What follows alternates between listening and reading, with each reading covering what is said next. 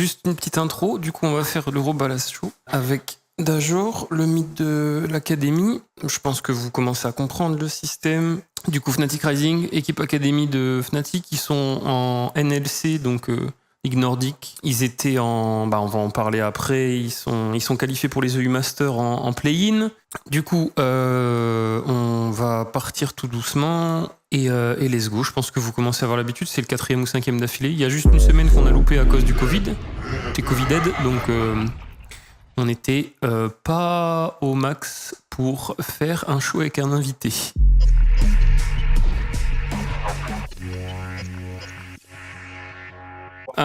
So hello, we haven't talked together. So for the people in the chat that don't really know you, because I know you a bit from solo queue and stuff, can you present yourself and like tell us a bit more about you?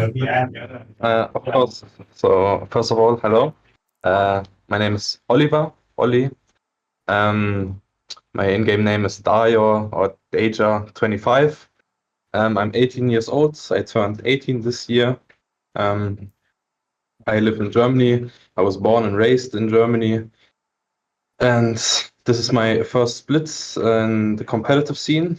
I'm the new midlaner of Fnatic Rising. And yeah. Yeah, okay. So for my part, I met you in solo queue this year. I didn't really know you before. Not in a bad way, but have you been playing League for a long time? Or was it like really this year that you took it seriously because, I don't know, maybe you turned 18 and you told yourself like, yeah, okay, I'm trying to get competitive and stuff? No, so I created my account when I was 10 years old, so 8 years ago. But I played like for 1 or 2 seasons, like the first 2 seasons, and then I stopped playing. And in season 7, I returned. I got platinum, and the next season, I think I got master. And from then, like from season 8, I have been like master and challenger. And yeah, like 2 years ago, I hit challenger for the first time. So when I was 16, and this year, I stopped playing League of Legends. Like I only played for like 2 months, 3 months, and then I stopped like the last seasons. But this season I have been playing like every day, and I have been challenger for like almost the whole season. I now dropped, but yeah, I saw it on. I was checking LOL Pro just before, and I saw you dropped from challenger.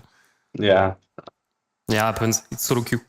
Okay, so I wanted to ask you about the fact that you were replacing Febiven. Did you see it as I don't know, a challenge or anything? Because like Febiven is a well-known mid laner in the scene. Did you had a hard time fitting in the team, or was like that easy to fit because like your teammates were cool with you and stuff? If you can tell us a bit more about that. So, like you said, Febiven, he's of course a legend in the scene. He's a really good player. I, of course, look up to him. So it was, of course, the pressure was there, like replacing this kind of person, like a legend.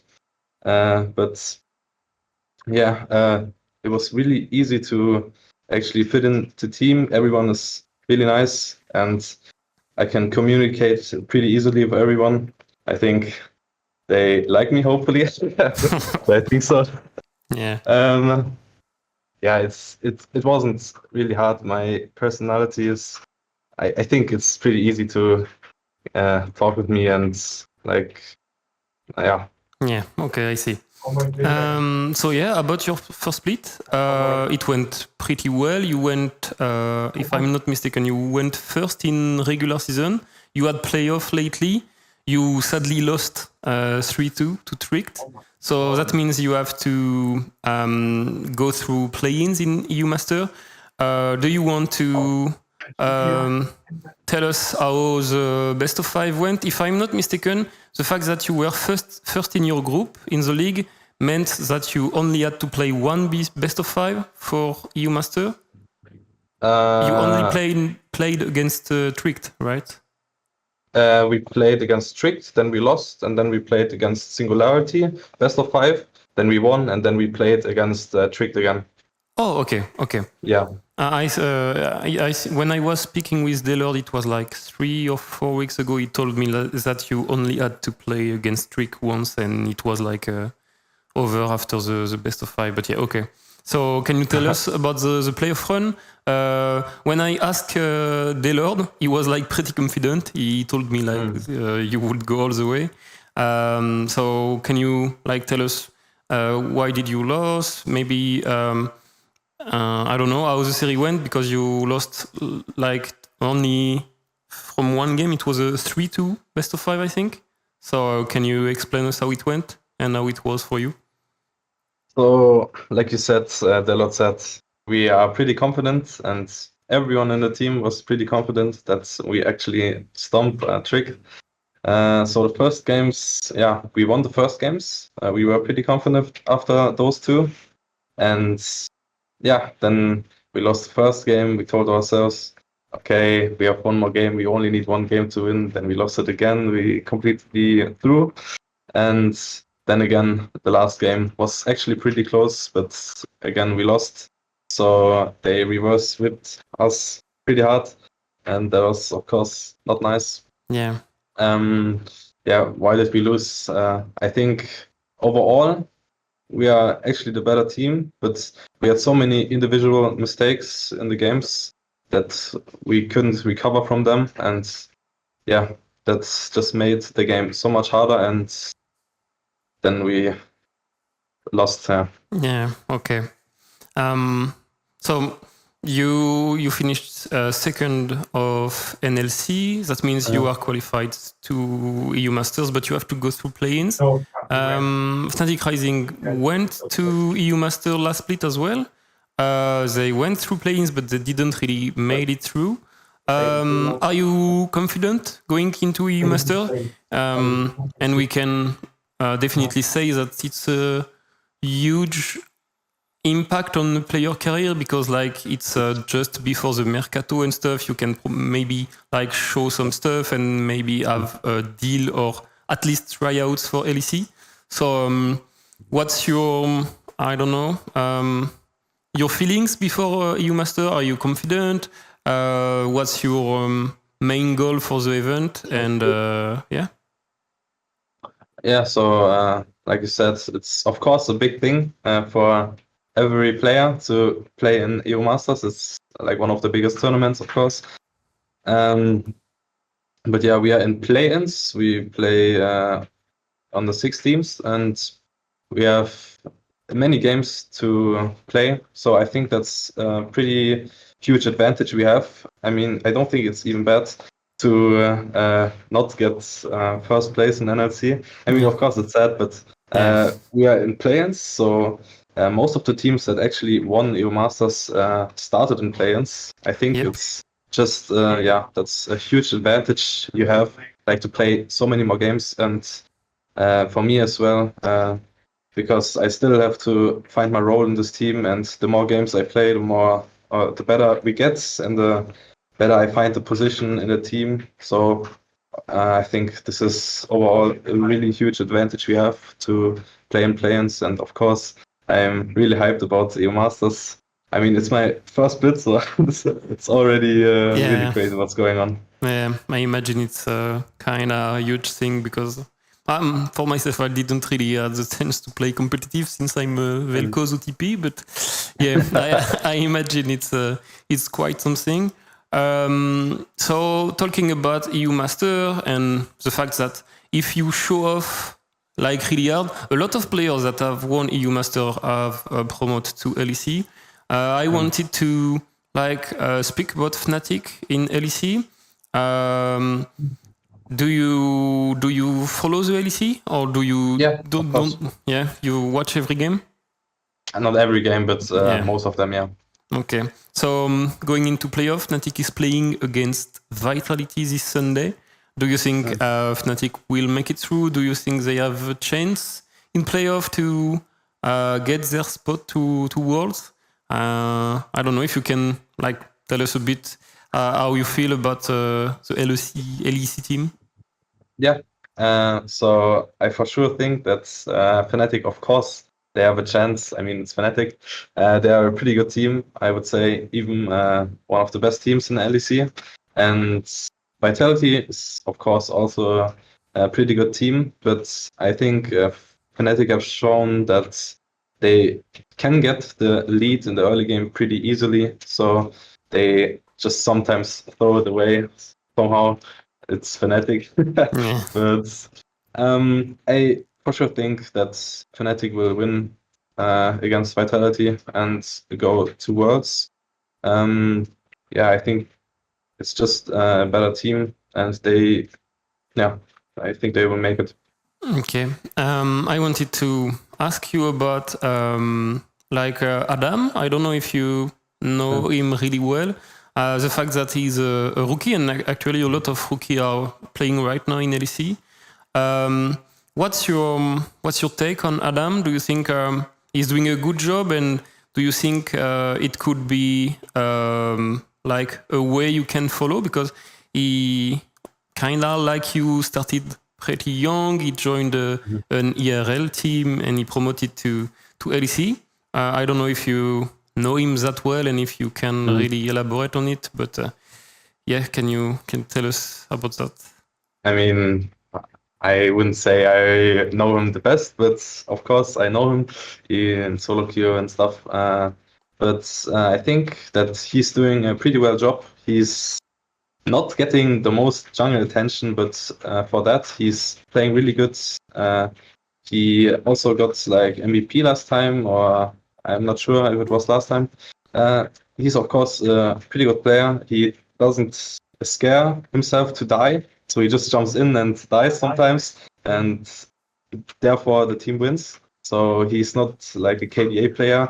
He most of the time plays top side, weak side, right? Yeah. Because this jungler just likes to play with upsets more. But I think he's doing a pretty well job for playing weak sides, and he of course knows what to do. Yeah. So he's a pretty good player, I think. Okay. And about you, do you feel that you have what it takes to go to LEC right now? Or do you think you need more time? I don't know if you maybe can tell us about what do you think about the mid laners in LEC, maybe? If you think like there is some space for you or even for any other ERL mid laners, I don't know. And if you feel confident of having what it takes to promote to LEC. If I'm ready, you ask if I'm ready to play in LEC right now. I don't think so. I'm still like at the start of my career. It's my first split. I don't have that much like information and experience in the competitive scene. So every game we play in is like much more information and experience I get. I don't think I have the skill yet to play in the LEC, but there are so many good mid laners in the EU West, so I don't think there's space for me yet. But of course, I'm trying every day. I'm trying hard every day and playing every game, every day solo queue to improve myself. And okay, it makes sense. I guess the answers make sense. There is a lot of mid laner with huge background and a lot of experience that are waiting in URL. I don't know if people have questions in chat, maybe, because I kind of asked you all I had to ask. That was fast, yeah. Yeah. But it's fine, don't worry. We don't really need to make it long or anything. If we talk about everything, it's fine. Maybe one question I have in mind is about NLC. Do you think NLC is like the good way, a good ERL to stay in, or do you have the goal to maybe move to? I don't know. I'm casting LFL myself, so maybe it's a good comparison. Do you think like there is room for improvement in NLC, or do you think the region is as strong as some major ERL, I would say, like LFL, or the French League, or maybe the Prime League? I don't know, because I see the big thing in the background, so I'm wondering, like, if I think you are in the big office or gaming house, I guess. I am, yeah. In a big office, so I for sure think that NLC is a great starting point for me, but I wouldn't say it's the best spots to play in. I think Prime League and LFL were much stronger. They are much stronger and better teams. Of course, more viewers, but if I try to get better, I want to play against enemies and not to have like amount of viewers. But I think, like I said, in Prime League and LFL, they are just better teams, and you can improve yourself better there. Of course, I wouldn't mind to play in Prime League, to swap to Prime League or LFL, but I don't think I have the power to control that right now. So I think NLC is like the best starting point I could have asked for, and maybe next split Prime League and then the next split LFL. But we'll see. We will see. So some people are wondering what it changed for you in your day-to-day life, because like I guess a lot of people that are watching me are mid laners as well, because I play mid every day on stream. If you can tell us, I don't know, maybe what it changed for you on a day-to-day basis. Like maybe they are asking for like studies and stuff. If you are still continuing to study, even if you play League as a professional right now, and what it changed on your day-to-day habit if you play more solo queue and stuff, I guess. So I think I would say I play less solo queue because we scrim like every day. But my daily routine, I think, hasn't changed because I come from school, I play League of Legends all day, then I go to sleep, and that hasn't changed. I have vacation right now, so I'm lucky that I can be in this gaming house and play all day, scrim all day, and then I go to sleep and I do the same. So that has not changed anything. The only thing that I think has changed is that I have people around me, so and not only in the online world. But that's pretty nice as well. Like society, you have to have that, right? So I don't think my life hasn't changed that much. I still play League all day. That's what I do. Okay. And actually a lot of questions are about what you do. Like someone is asking if you have a sport routine or like a meditation routine, he asked. Or do you have any like mental preparation thing going on? Or do you just join the team and went into scrims and get in the team and fit in? Or did you like change something on that? I don't think I changed anything. Maybe I'm not sure. I just like to calm down myself. I like to listen to music, something like that. But there's nothing too specific. Of course, I think every player should have something to calm themselves down, and like ritual. I don't know if that's the right word. It's fine. I guess people will understand. That's fine. So I think every player should have something like that. I haven't found my thing yet. I think it's just listening to music. That's what I do before I play on match days. And something is coming to my mind. But do you feel a lot of pressure? I think it can be something that is impacting some players, even young players, because it's your first split. Do you feel like the pressure? Did you have a lot of pressure during maybe like your first playoff against Rick and stuff? Do you feel like the pressure is something that maybe played something in the best of 5 and maybe had something to do on the loss?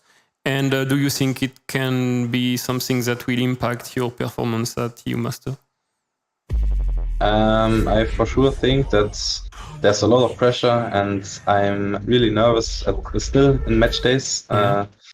That's like because it's my first time, and overall, even in the school when I'm doing a presentation, there are like 20 people, but I've known them for like 10 years. I'm still nervous, so of course I'm really nervous, and I think that also has impact on my performance. I'm not playing like I should been playing in the match days.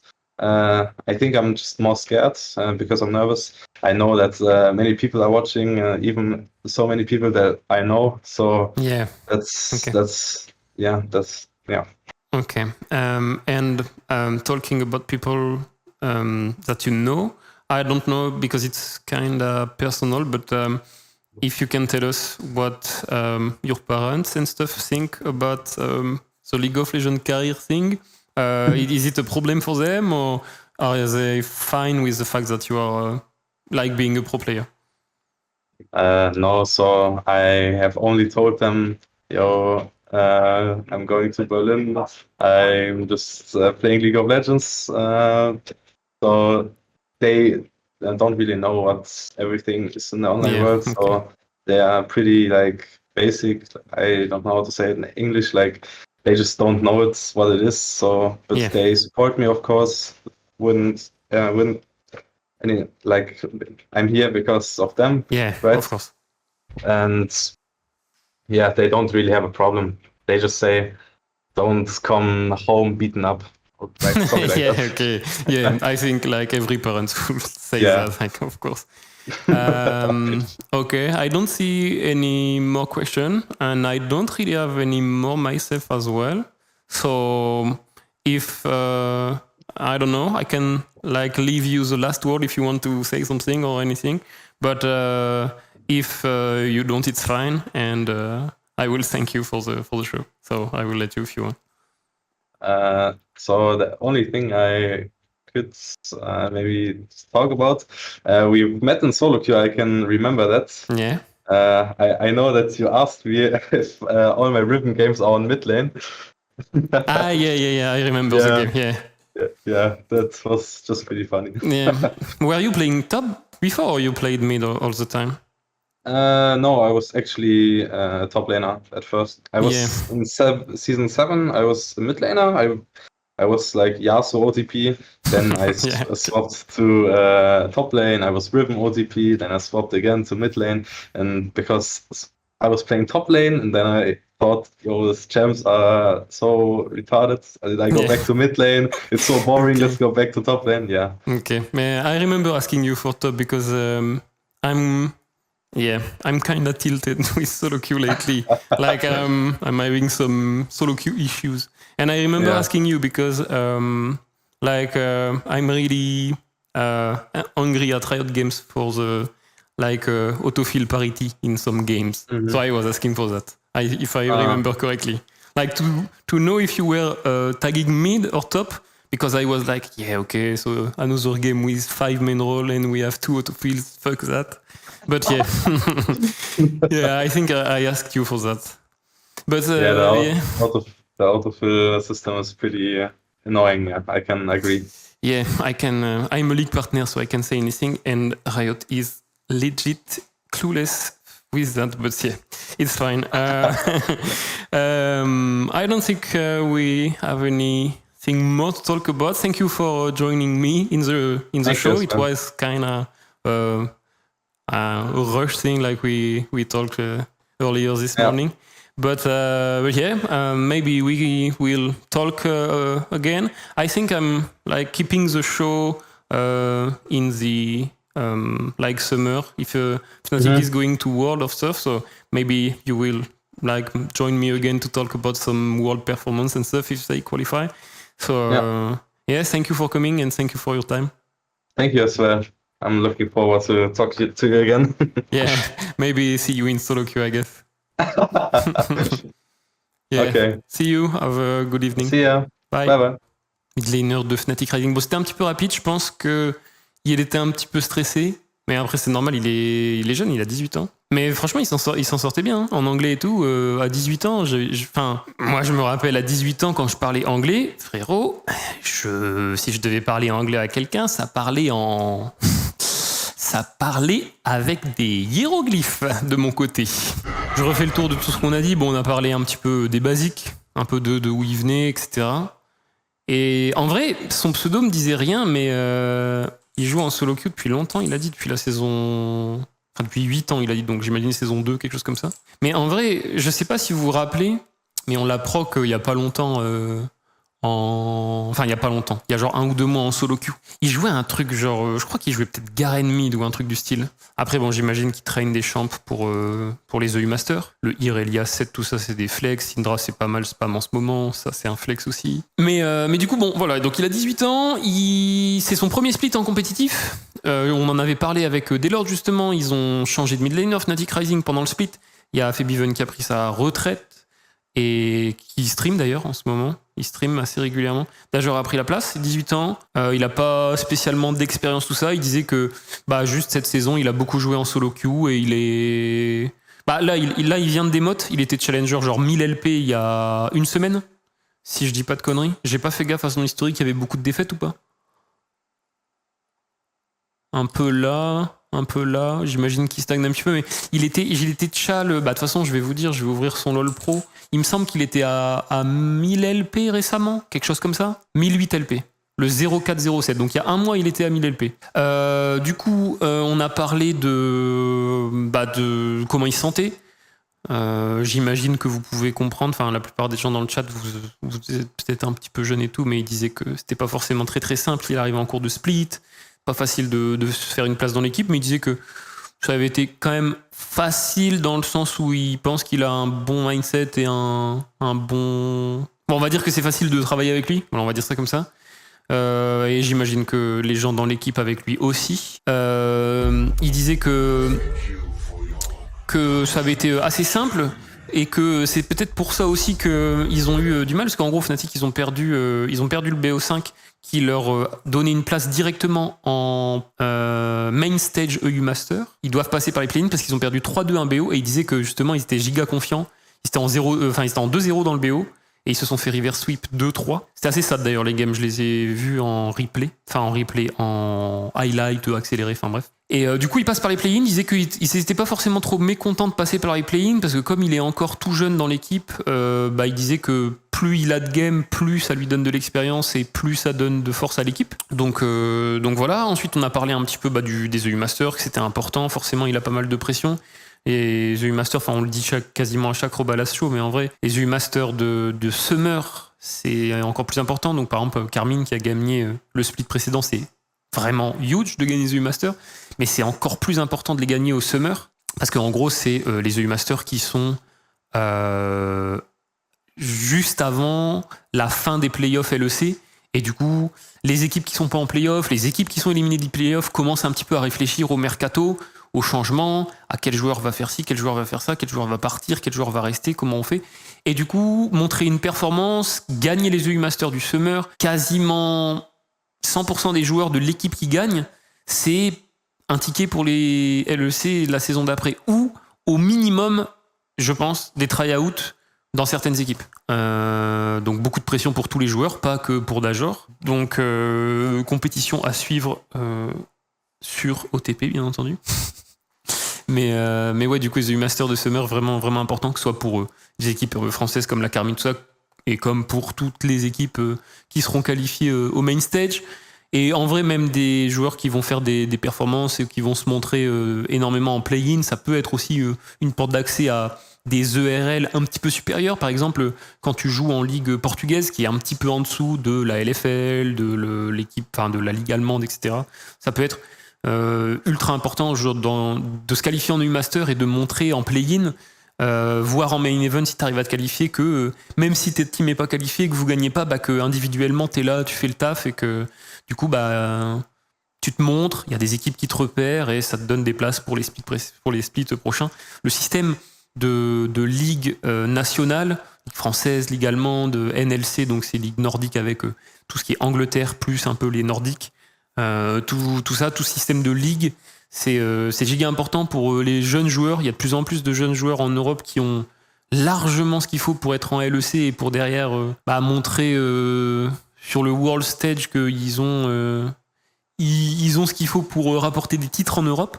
Du coup, super important pour des jeunes joueurs comme Dajor, comme Adam, comme beaucoup de joueurs qu'on a en LFL et dans toutes les ligues régionales que ce système soit installé. C'est giga huge, ça permet à des joueurs de passer, on va dire, premier split, première année, à une ERL un petit peu faible, on va dire ça comme ça, à une ERL un peu plus huge, comme la LFL, comme la Prime League, et derrière, avec le système de U-Master, de potentiellement avoir des chances pour promoter en LEC, puis après avec la LEC, c'est les Worlds, c'est le MSI, etc., etc., etc., etc. Ensuite, on a parlé un petit peu de ce qu'il pensait de Fnatic en LEC. Bon, après, j'imagine que c'est un joueur Fnatic qui va pas dire que Fnatic pue la merde et tout. Fnatic joue contre Vitality samedi. Je pense que contre Vitality, ça peut le faire. Largement. On a eu des bonnes games contre Vitality dans le split, ce qu'il a dit, et qu'ils ont ce qu'il faut.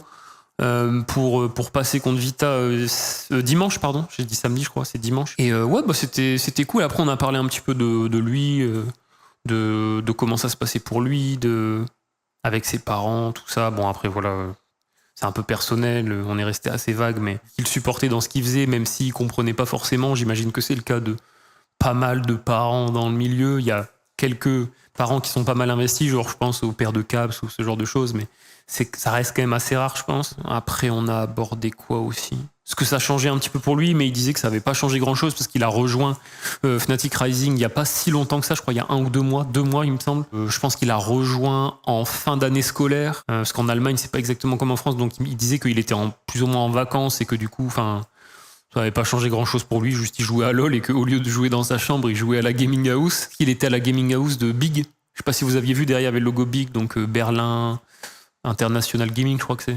En tout cas, les champions de Prime League. J'ai à peu près fait le tour de tout ce qu'on a abordé. Après, on a parlé vite fait de quand on s'était croisés en solo queue et tout, mais je pense que c'était assez facile de comprendre. En vrai, je vais pas mentir, il m'avait cassé les couilles en solo queue. Il m'avait chié dessus au mid quand on avait joué contre lui. Je crois qu'on avait gagné, mais qu'il m'avait un peu chié dessus.